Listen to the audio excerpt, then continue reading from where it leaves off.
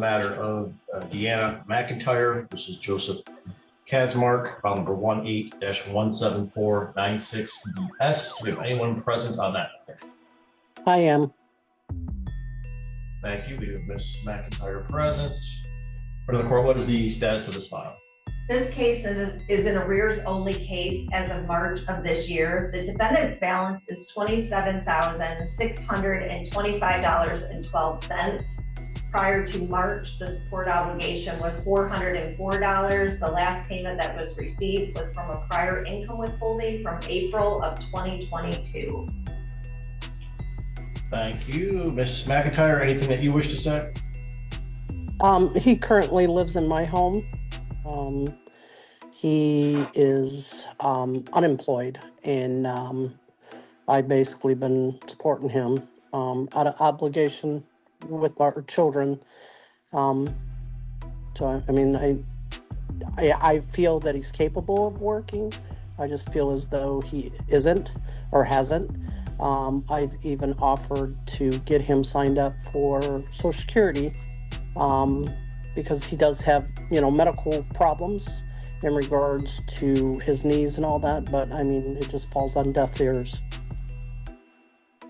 Well, I mean, this money's primarily owed to you, and there's probably a few fees to the state, but not a lot. So what are your thoughts on what we do with the fact that there's this large balance out there? Typically, I do a bench warrant when someone doesn't show up for court to address it. Your situation seems a little unique, perhaps because he's living at your residence. Correct. So I guess I'd like your input on a bench warrant. I mean, I don't even know if he'd... This courtroom session is about to expose something you don't see every day: multiple family cases, each more intense than the last. We're talking about unpaid child support stacking into the tens of thousands, parents living under the same roof while battling in court, custody fights where neither side is willing to back down, and even a shocking situation where a child's medical future hangs in the balance. But here's the twist. In almost every case, the judge isn't just deciding facts. They're dealing with emotion, excuses, and sometimes outright defiance of the law. And as this unfolds, you'll notice a pattern: people avoiding responsibility until the court forces them to face ITS. The real question is, when push comes to shove, who actually takes accountability and who keeps making excuses?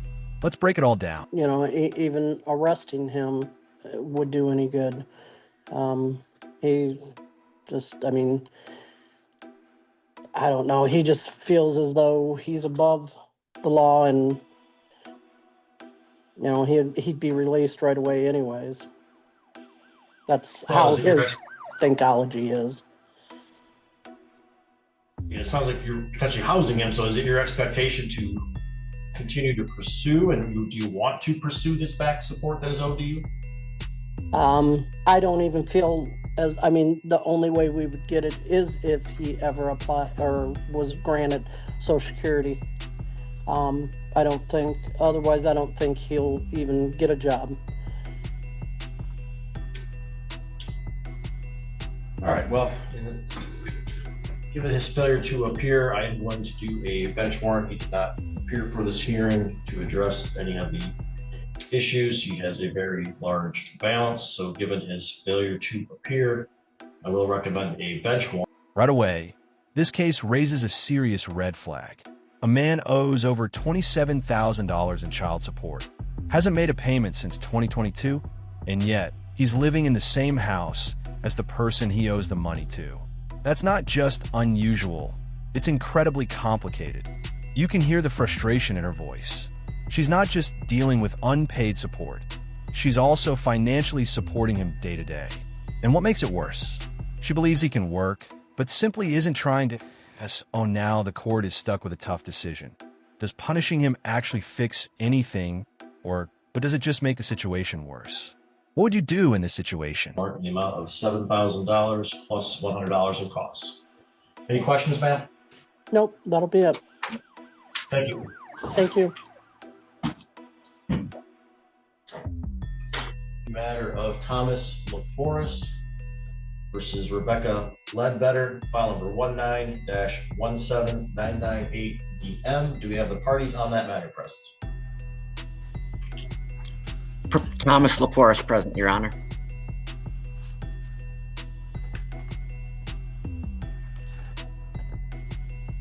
Ms. Ledbetter, you need to unmute yourself. Okay, can you hear me good? I can hear you. All right, so we do have the parties present. Yes. Ms. Ledbetter, these are your motions regarding custody, support, and parenting time. Is that correct? Yes, Your Honor. All right, what are you looking to change?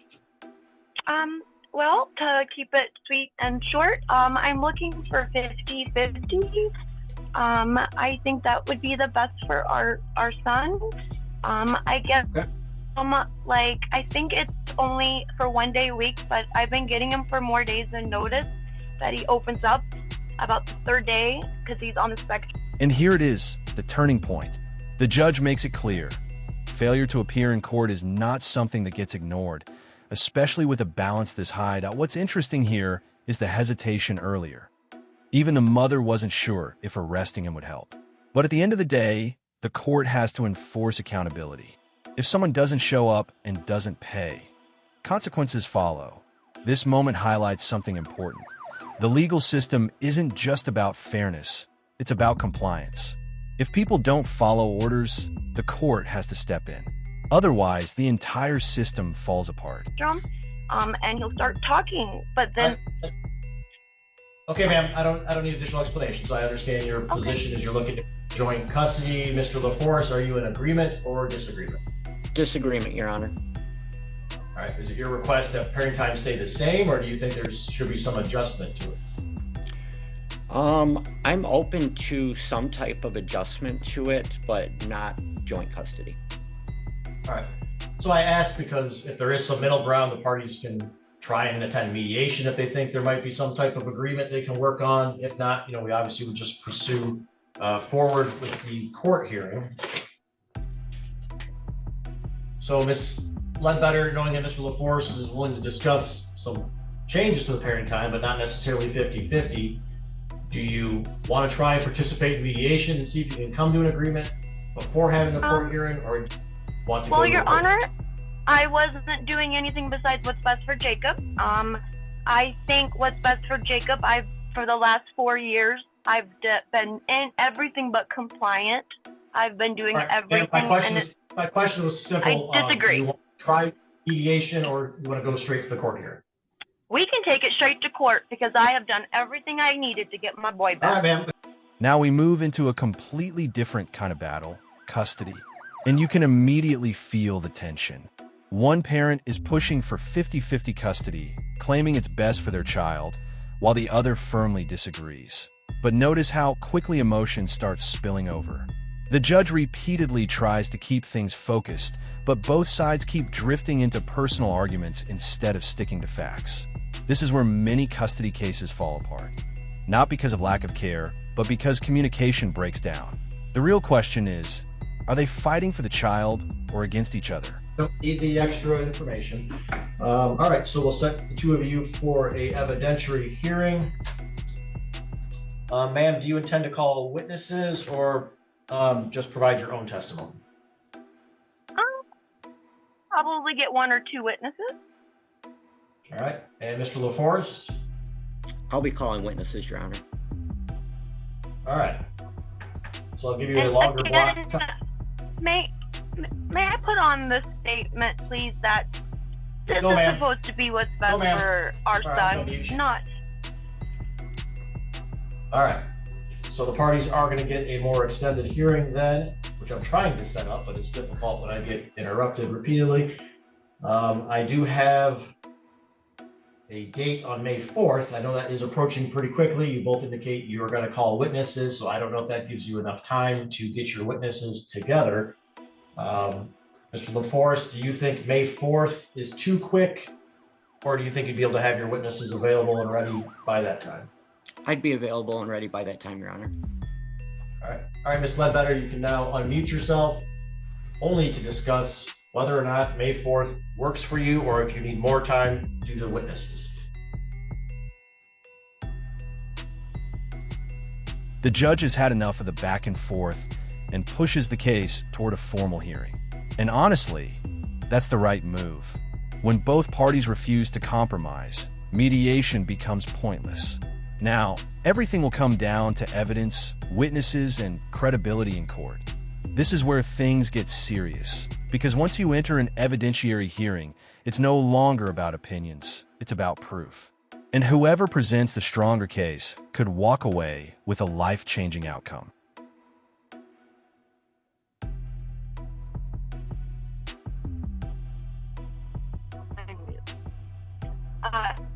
Yes, May 4th works, Your Honor. All right, so you both committed to May 4th, so what we're not going to do is show up and then suddenly say we have issues with that time. So I'm willing to extend it out a few more weeks if you think you need more time, but the parties have indicated May 4th works. So we're going to schedule your hearing for May 4th at 9 a.m. That is a in-person hearing. So we'll see you here at 9 a.m. on May 4th. Typically, I do a witness and exhibit list, but given how fast that is approaching, I'm gonna have to make some changes to that. So I'll indicate if you intend to call witnesses or file exhibits, or present exhibits, you need to file a witness and exhibit list at least 7 days prior to the hearing date. Given that it's approaching quickly, I'll shorten that time frame. Any questions, Ms. Ledbetter? No, Your Honor. All right, Mr. LaForest, any questions, sir? No, Your Honor. All right, thank you. We'll see you back here in person then, May 4th at 9 a.m. You will get a copy of that notice. Thank you. Thank you, Your Honor. Thank you, sir.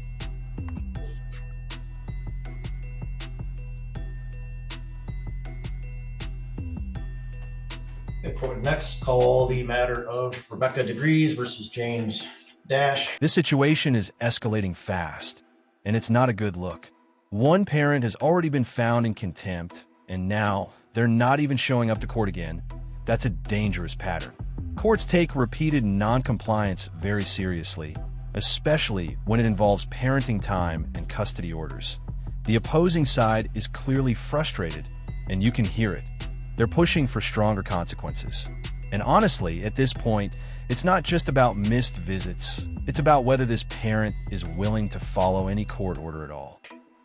File number 24-19634 DC. Do we have the parties on that matter present? Yes, Your Honor. Elliot Blumberg on behalf of James Dash, who's appearing via Zoom. Thank you, sir. And this is a status hearing regarding the final custody judgment. We do not have Mr. Grez present. Mr. Blumberg? Judge, let me fill you in since last we were before you. We had a evidentiary hearing back in December, at which time you found Mr. Grez in contempt for denial of parenting time. You awarded makeup parenting time. You confirmed the parenting time schedule and also confirmed the party shared joint legal custody with primary physical custody to Mr. Grez. She filed a timely objection to that. We appeared before Judge Mertz. Mr. Grez again didn't show up for that proceeding.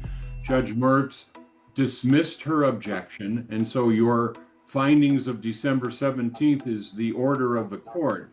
Since then, she continues to deny parenting time, which results in my client continuing to file objections to parenting time violations, and she's moved the child from one school to the other without the participation of the... Now this case takes a deeply personal turn. A 5-year-old child diagnosed with ADHD and 2 parents who cannot agree on treatment.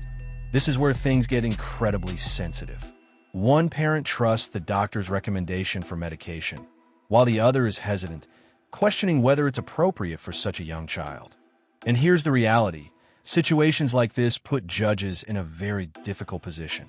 They're not doctors, but they still have to make decisions that could impact a child's future. Now, it comes down to evidence, expert opinions, and ultimately, what the court believes is in the child's best interest.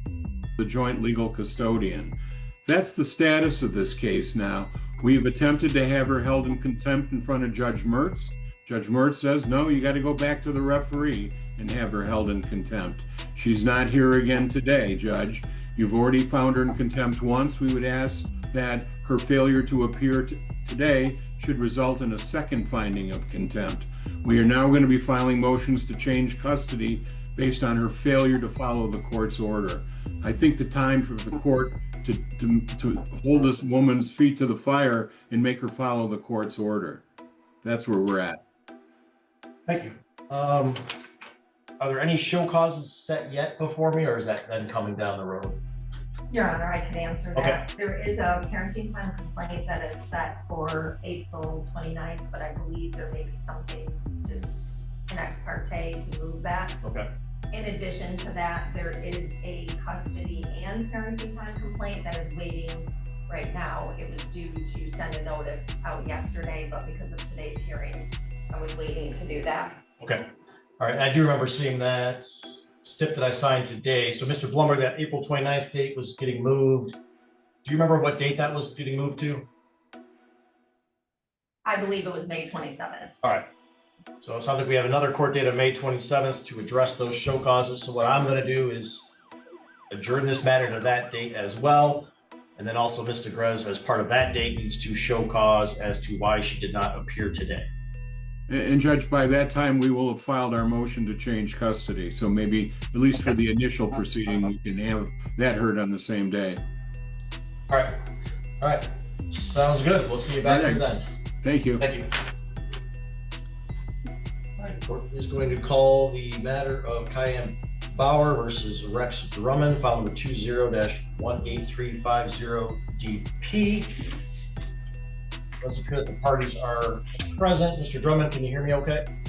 Yes. And Ms. Bauer, can you hear me okay? I'm sorry, Yes. is it Ms.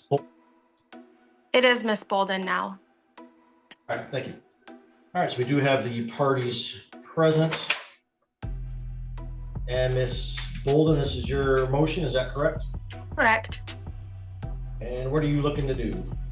I am requesting modification for our legal custody agreement in the event that we cannot agree on medical making decisions, that I would have the final say or the court would have the final say.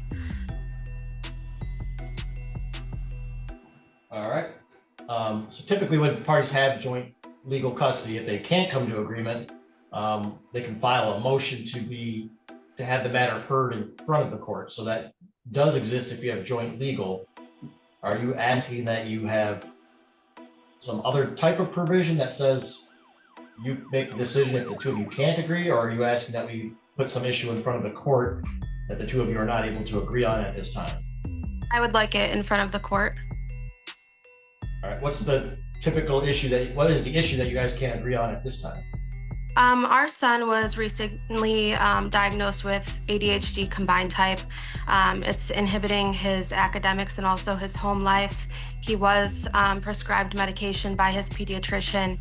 Dad does not agree to the medication, so he has not been able to take his prescriptions. Okay. That certainly is an issue that the court does find itself unfortunately involved in at times where parents don't agree to some type of medication schedule. So that is certainly something the court can hear if the parties cannot reach an agreement. So Mr. Drummond, are you asking that we have a court hearing on that issue? Yes. Okay.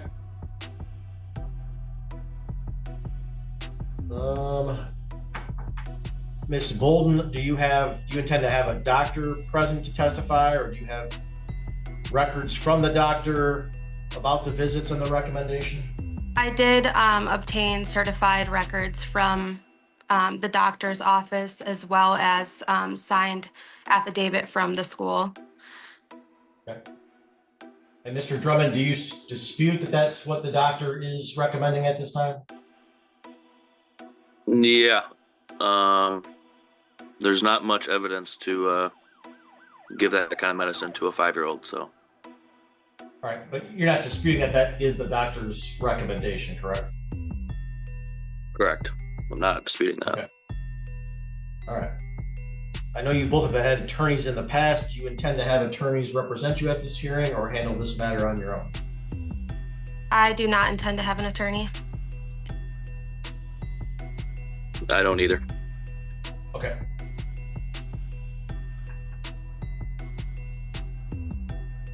So I have a I don't anticipate this being a hearing that lasts very long, given the narrow issue. I have a date on June 3rd at 11 a.m. Ms. Bolden, do you have any conflict with that date? Let me check real quickly. That works fine. Mr. Drummond, any conflict with that date? I might not be in the state during that week of the first week of June. All right. How about June 10th? That'd be better. All right. Ma'am, any issue with that date? Would it also be 11 a.m.? It would. That is fine. I do have a question.